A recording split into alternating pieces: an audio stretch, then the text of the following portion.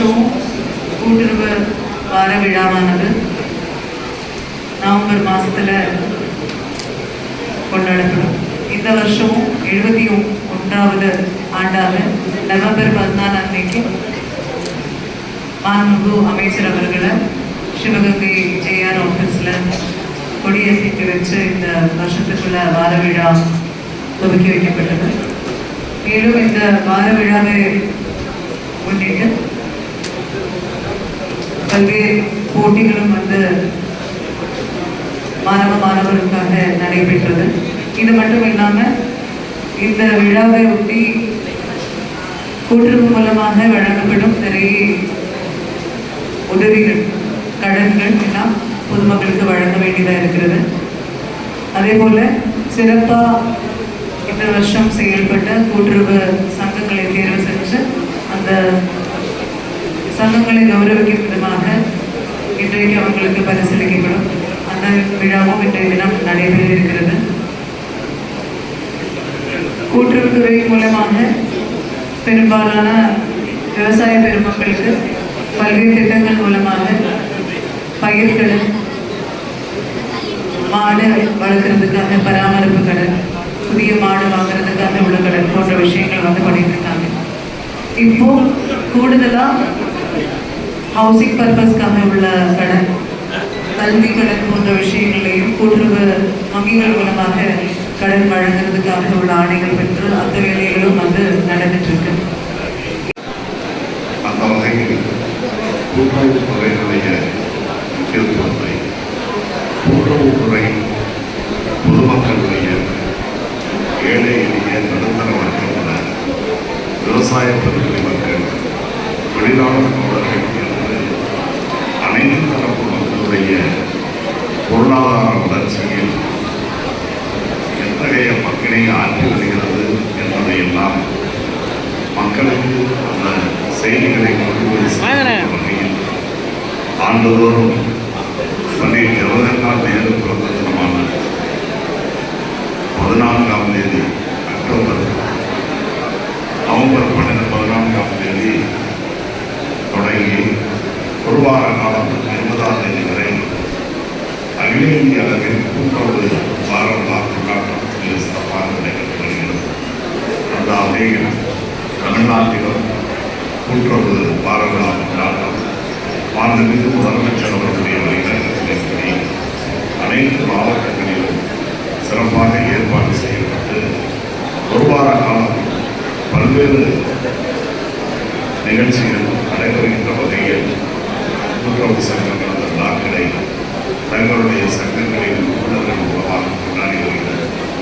அந்த வகையில் இன்று நம்முடைய சிவகங்கை மாவட்டத்தில் நடைபெறுகின்ற கூட்டுறவு வார விழா நிகழ்ச்சியில் இந்த கூட்டுறவு சங்கங்கள் எத்தகைய முக்கியமானது, இதை ஏன் நாம் வளரச் செய்ய வேண்டும், இதை ஏன் நாம் பாதுகாக்க வேண்டும் என்ற விழிப்புணர்வை மக்களிடத்திலே ஏற்படுத்துகின்ற வகையில் நம்முடைய கூட்டுறவு சங்கங்களின் சார்பில் பட்டய படிப்பு படிக்கக்கூடிய மாணவ மாணவிகள் கலந்து கொள்கின்ற ஒரு விழிப்புணர்வு பேரணியை தொடங்கி வைத்தோம். தொடர்ந்து பணியாளர்களுக்கான உடல்நலத்தை பேணுகின்ற வகையில் மருத்துவ முகாம்களிலிருந்து அதுவும் நடந்துச்சு. அது மாதிரி தொடர்ந்து பள்ளி பிள்ளைகளுக்கு பேச்சு போட்டி, பல்வேறு போட்டிகளை வச்சு அவர்களுக்கு 28 வகையான பரிசுகளை வழங்க இருக்கிறார்கள்.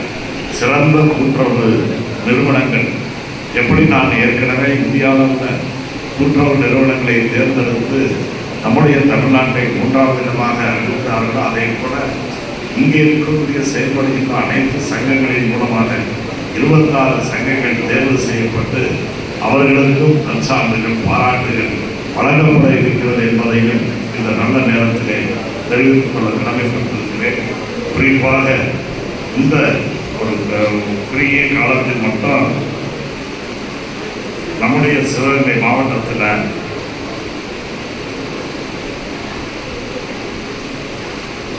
1090 கோடி ரூபாய்க்கு மேலாக கடன்கள் பல்வேறு இடங்களில் வழங்கப்பட்டு 430.13 கோடி ரூபாய் வழங்கப்பட்டது. இந்த ஆண்டு இதுவரையில் 12,921 விவசாய உறுப்பினர்களுக்கு 100 கோடி ரூபாய் வழங்கப்பட்டிருக்கிறது. இதுவும் நான் ஏற்கனவே குறிப்பிட்டது மாதிரி 200 கோடி ரூபாய் நம்முடைய மாவட்டத்திற்குள்ளே நிர்ணயிக்கப்பட்டு 50% கடந்திருக்கிறது.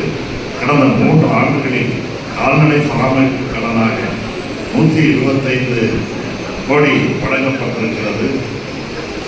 இதுவரை 7,859 நபர்களுக்கு 52 கோடி ரூபாய் அளவிற்கான கால்நடை பராமரிப்பு கடன் வழங்கப்பட்டிருக்கிறது.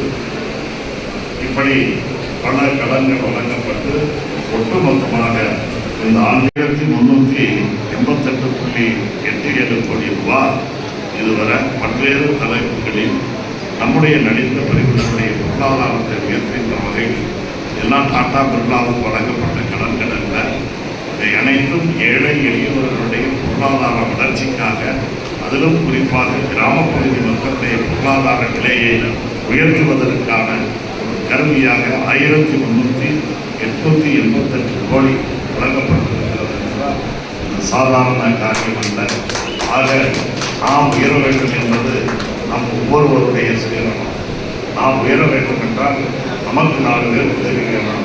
அந்த 4 பேர் உதவியில் முதன்மையான இடத்தை பெறக்கூடிய வந்தால் கூட்டுறவு சங்கங்கள் என்ற உணர்வை நீங்கள் பெற்றாக வேண்டும். ஆகவே கூட்டுறவு சங்கங்கள் வலுப்பெற்று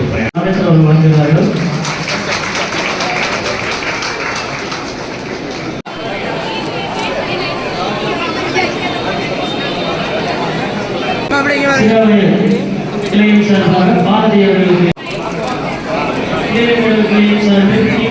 இரண்டாம் இடத்திற்குள்ள வெண்ணிலா அவர்களுக்கு பரிசு வழங்கப்பட்டது.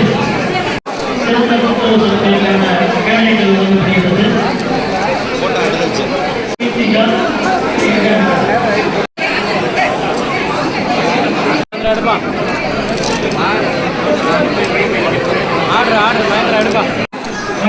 காரைக்குடி சங்கத்தை சேர்ந்த